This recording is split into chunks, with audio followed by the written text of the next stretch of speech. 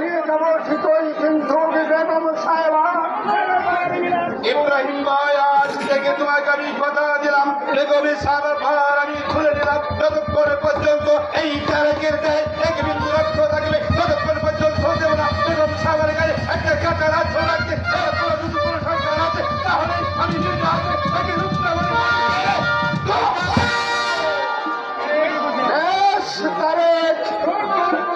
আমি তোর কথার উপর নির্ভর করে ভাই, আমি অসহায় পুত্র হারা মাকে তোর হাতে তুলে দিয়ে গেলাম।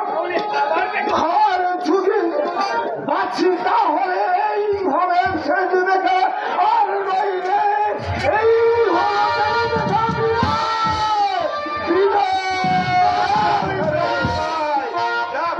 ইব্রাহিম ভাই যদি সেটা জামালিকে নিয়ে পালিয়ে যা, তবে আমি নিশ্চিত আমিও যাই, নইলে এই শয়তানের দল সেটা জামালিকে না পেয়ে বেগম হোসেন বন্দি করা